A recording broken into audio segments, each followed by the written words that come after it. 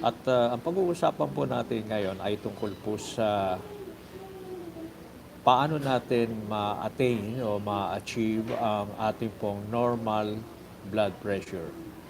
At gusto ko pong ibahagi ang mensahe na yung single most important risk factor against cardiovascular disease is hypertension. Ibig sabihin, yung cardiovascular disease, number one, posible sa puso, heart attack po yan, at posible sa brain attack o kaya stroke. So these are the leading causes of mortality. Yung number one po cause of mortality is heart attack, number two po stroke. So kung gusto natin to be blessed with long life or longer life, one of the basic strategies is to avoid heart attack and stroke o kaya to avoid cardiovascular disease. Cardio, puso, vascular sa ugat. Parehong affected yung ugat sa puso at sa brain. Pero sa ugat, sa puso po mga kaibigan, karamihan dyan bara, clogging of the coronary arteries. Matibay yung coronary arteries ng puso. Ngunit, yung arteries po sa brain, napakaliit at they can become fragile, ika nga. Pag tumaas po ang blood pressure, pwede pong puputok yung mga arteries and that can lead to hemorrhagic stroke. Hemorrhagic, nagkaroon po ng bleeding sa brain.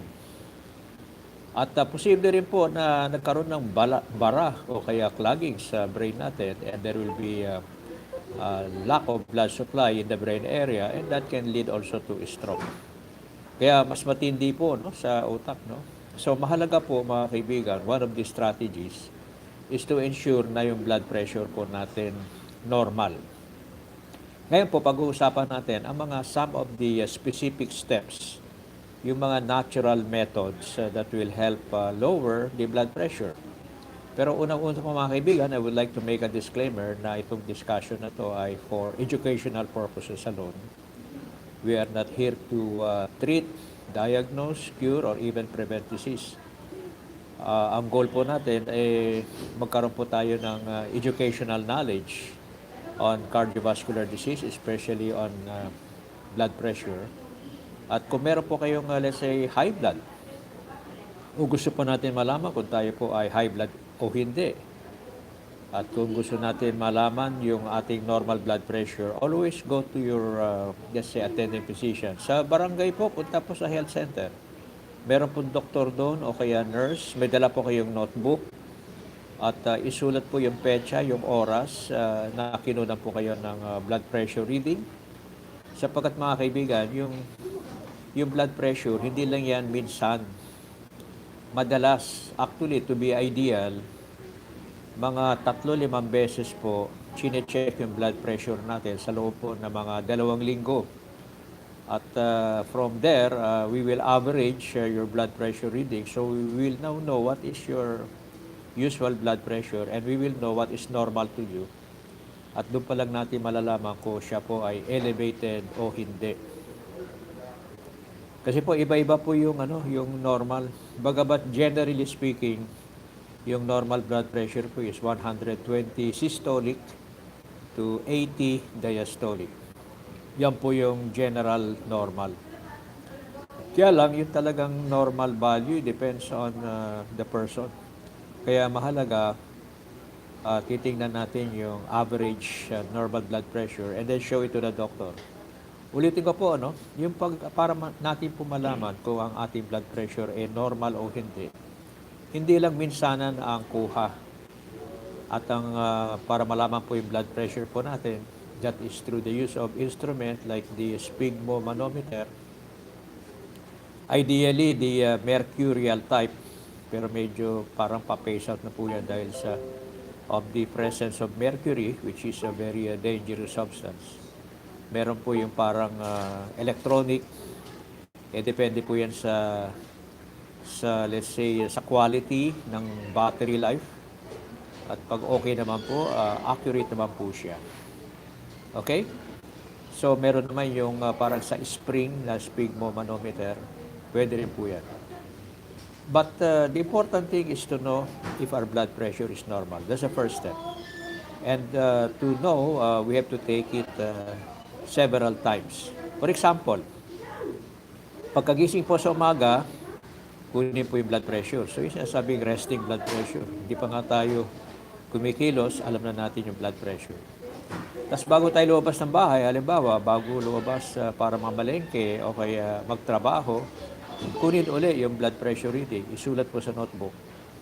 And then, pagdating po natin sa opisina, pwede tayong bumiyahe, right? Medyo na-stress ng konti. So pagdating sa opisina, kunin uli ang blood pressure. And then, let's say, pagkatapos kumain, o bago kumain ng tanghalian sa opisina, kunin uli ang blood pressure. And then, bago po umuwi, bago po lumabas sa opisina, pauwi, siguro mga alas 5, kunin po uli ang blood pressure. And then, pagdating sa bahay, kunin uli ang blood pressure. Ganun po. So, first, know how the blood pressure reading is done para accurate po yung results kasi nagpa-blood pressure reading naman, mukhang hindi naman accurate kasi hindi tama ang paggamit ng instrumento. Di wala rin. So, importante po kung ano po yung gadget na ginagamit natin para malaman natin yung blood pressure natin. The process or the method on how the blood pressure reading is taken should be properly done para accurate po. And then, number 2, the blood pressure reading is taken several times in a day. Bakit po? Kasi nagpa-fluctuate po yung blood pressure reading. It depends upon the activity, it depends upon the situation, right?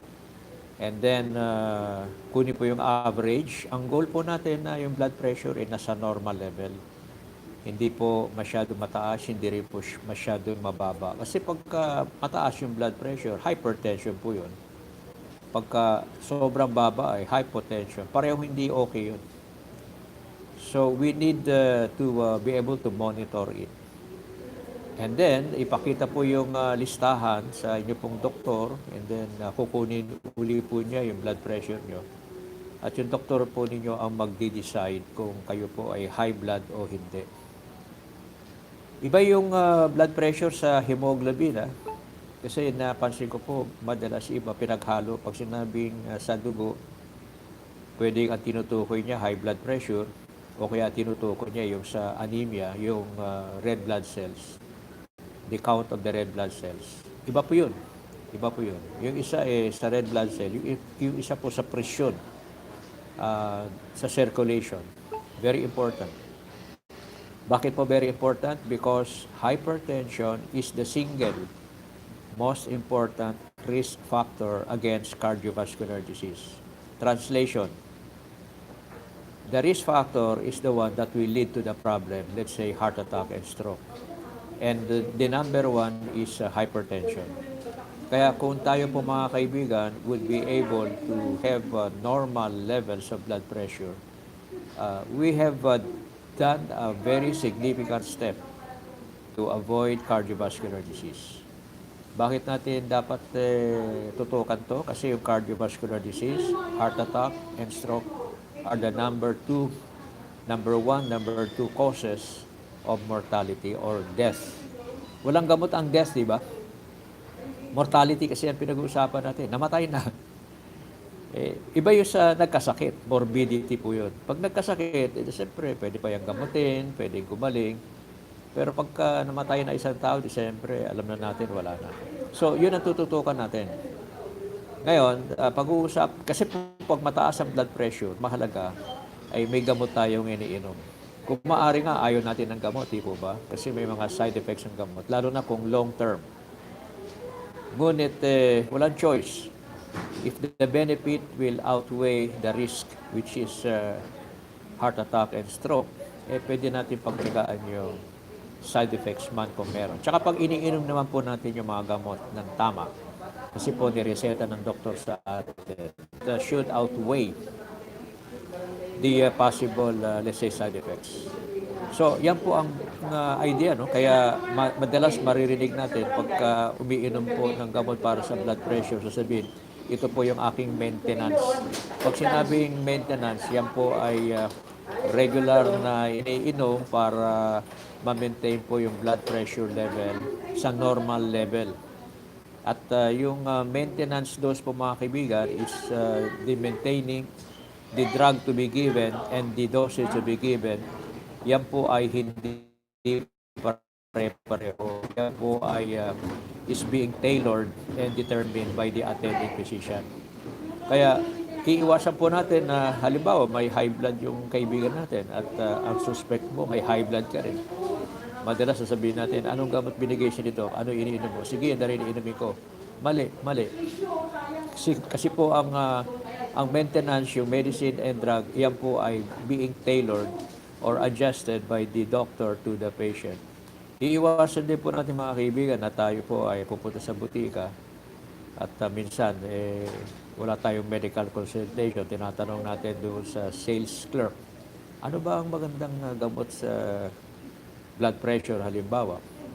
Pagka yung sales clerk nagbigay ng recommendation, bawal po yun, bawal. Kasi hindi naman doktor yun eh.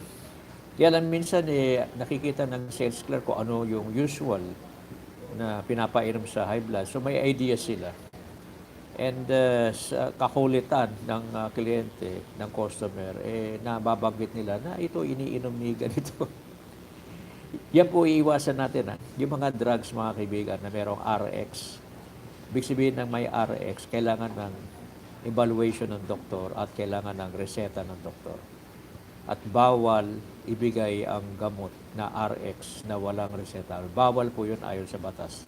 Bakit po? Para po sa protection ng ating ng publiko. Tayo po.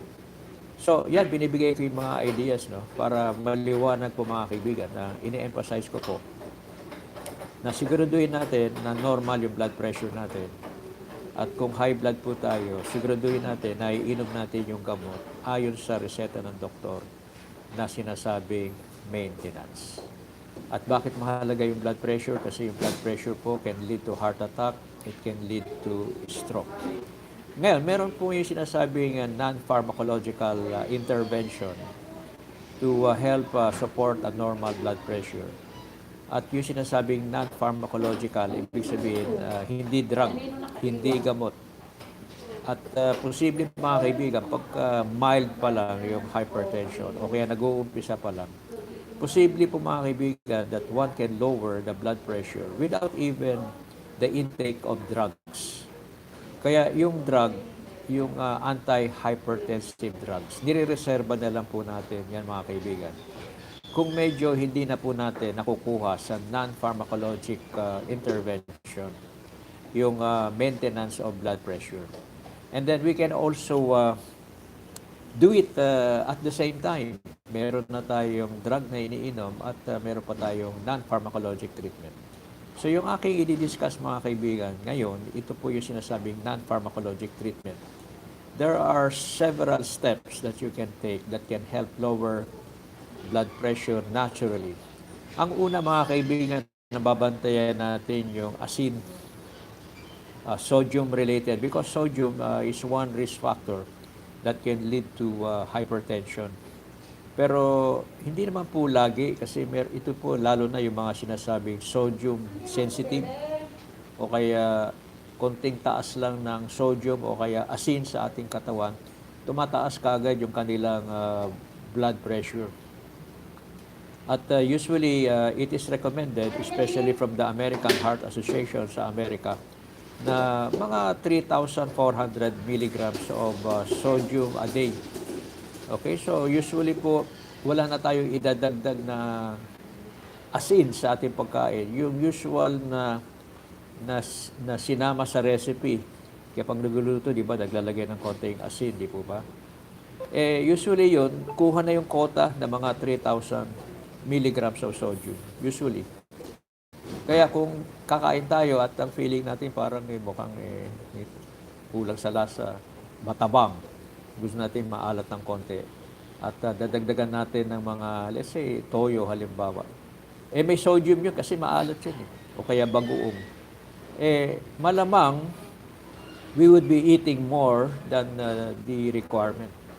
And then, kung ang isa po ay salt sensitive or sodium sensitive, tataas yung kanyang blood pressure.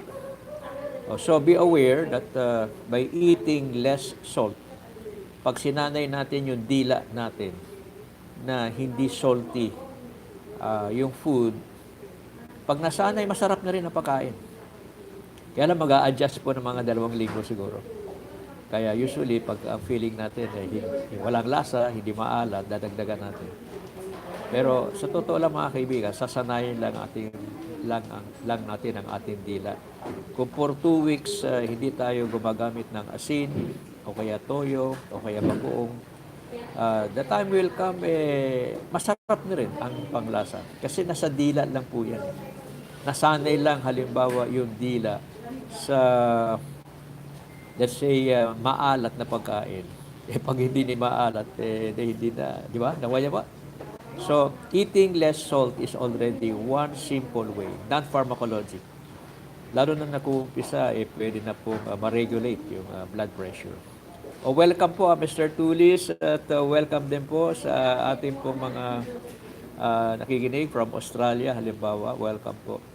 Pag may tanong lang po kayo, just put it in the chat box, and when I review this, I will answer it. Okay? O kaya mag-like lang po sa ating YouTube channel. You watch this at least for 3 minutes. Yan ang gusto ni YouTube. And then click like and then give some comments. At least 10 words. Kasi iba, 1 or 2 words lang. Ayaw ni YouTube yun. And then para ma-update po kayo sa aking mga bagong video o kaya live, click subscribe and click the bell notification all. So si Calabio ng Australia, thank you for joining us. Mr. Tulis, thank you for joining us. Okay, so what is the one of the basic strategy is to eat less salt. Number 2 is yung aerobic exercise program. Kasi pagka maganda ang sirkulasyon ng dugo po natin mga kaibigan, that can help prevent cardiovascular disease. So, simpleng-simple lang mga kaibigan. The first one is on nutrition. Bawasan po yung salty foods. And then, do your aerobic exercise. And the best form of aerobic exercise is brisk walking. At least po mga kaibigan, 150 minutes. O, ilang oras yun? Isang oras is 60 minutes, di ba?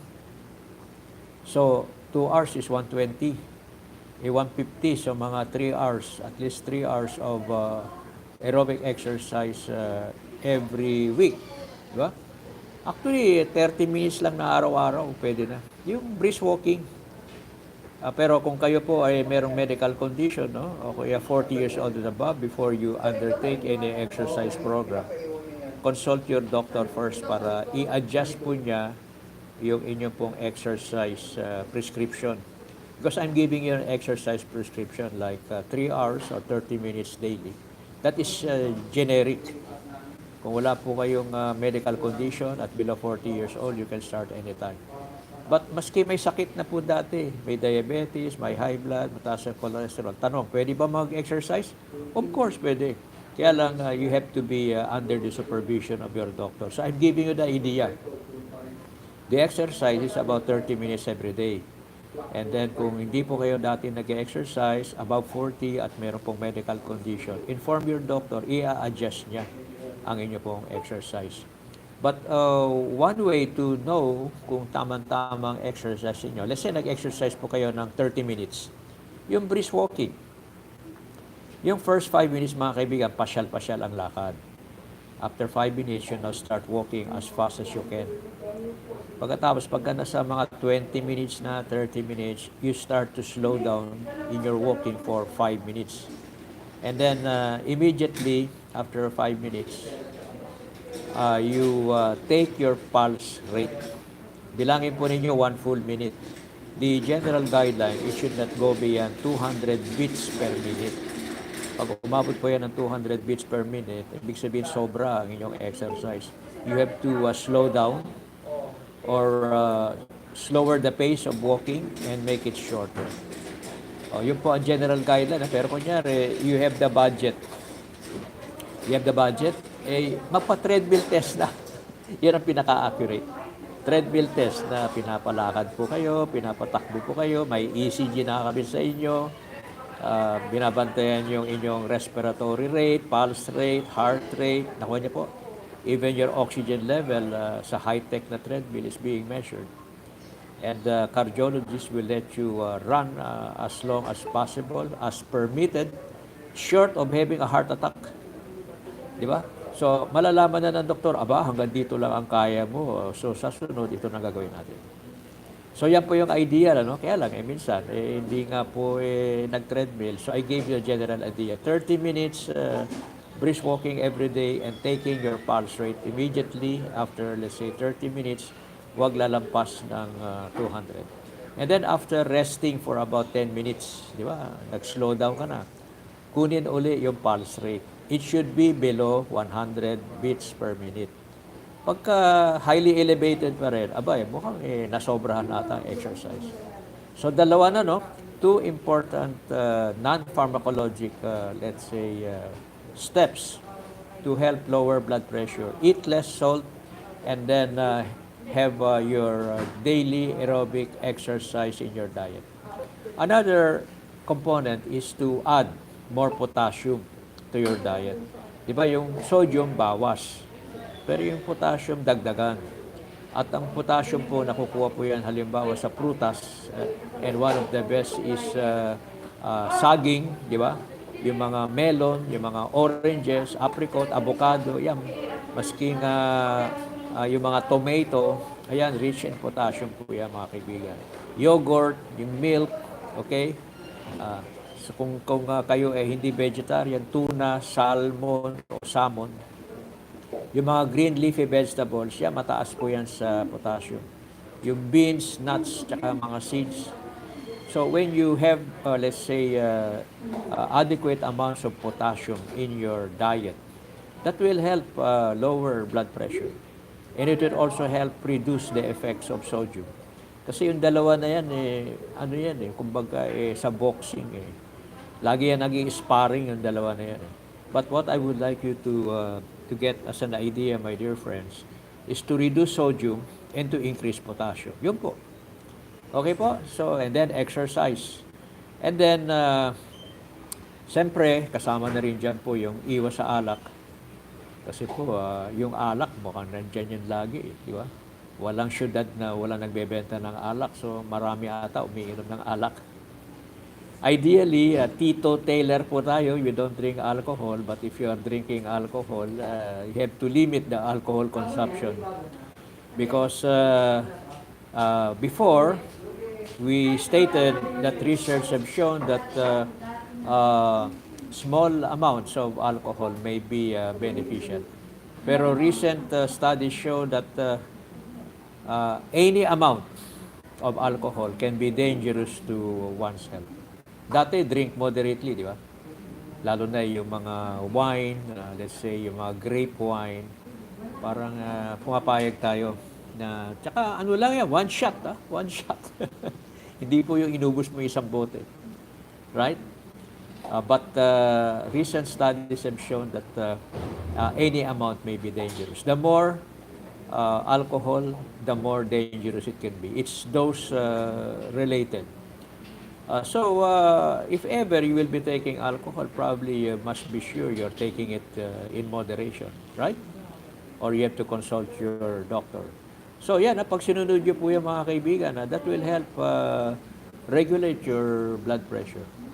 And then another way is learn how to cope with stress. Kasi alam niyo mga kaibigan, pagka tayo po na-stress, and di ba meron yung eustress, yan ang normal stress, and then meron pong distress, sumobra naman yung stress.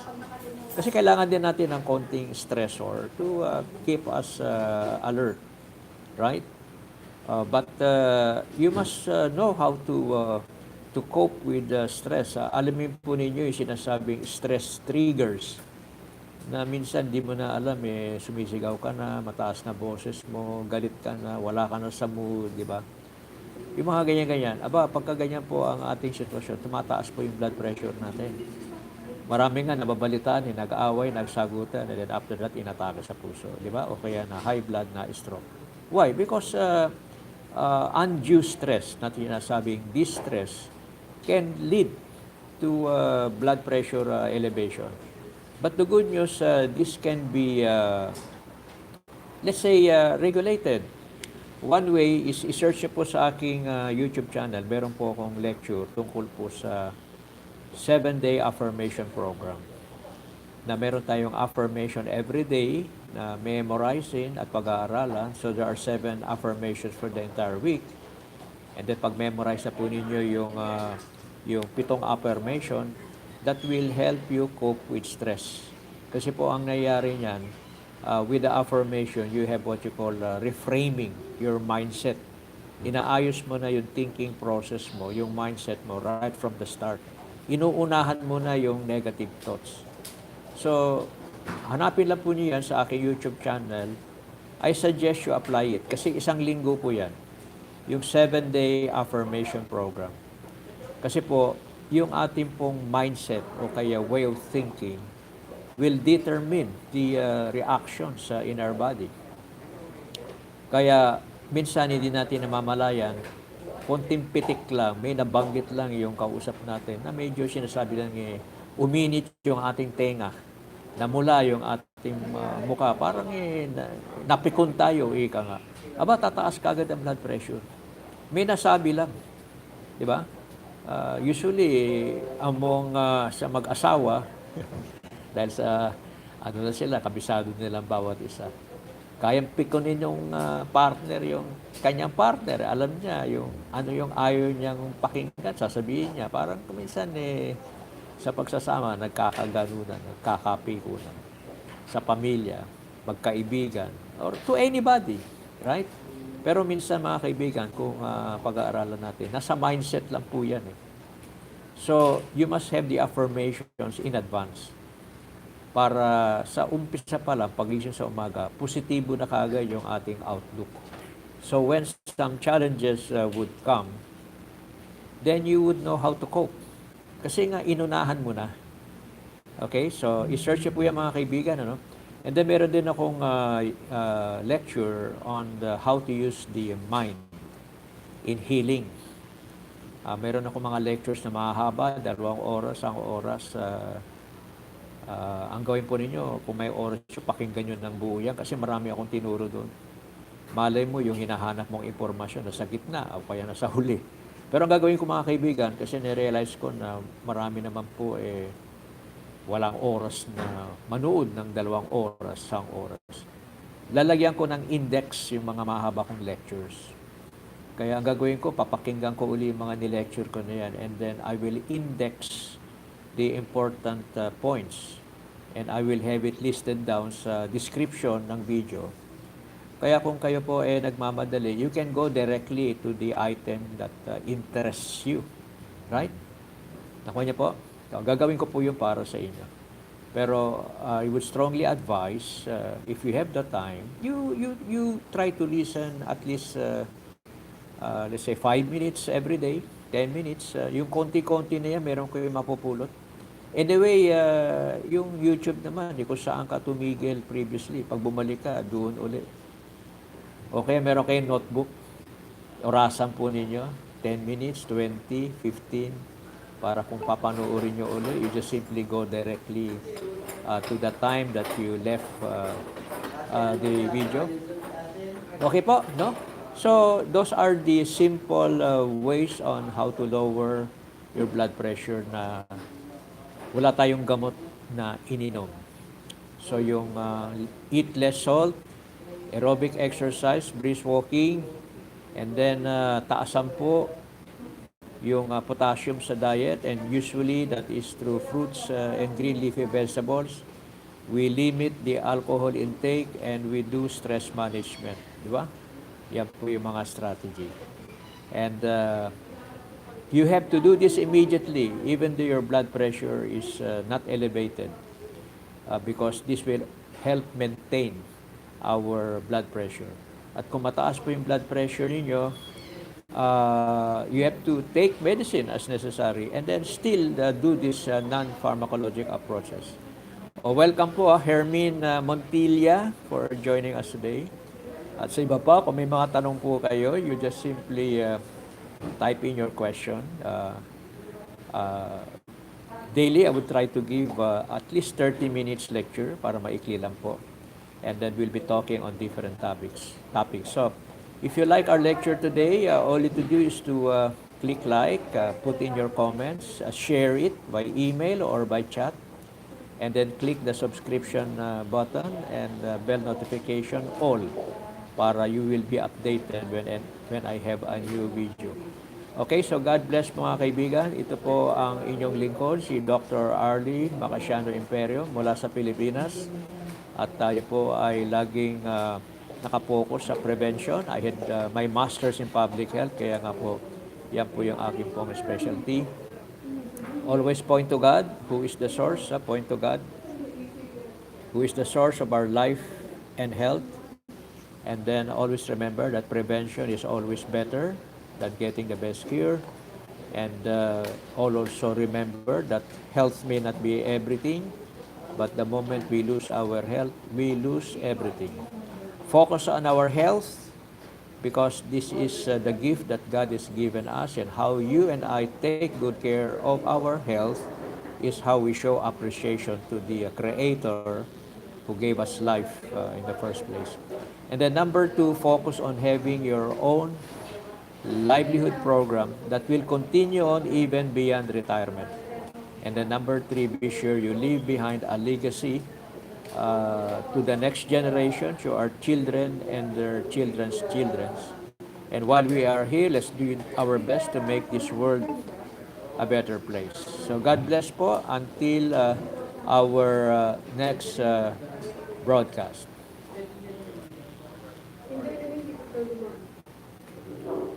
Magandang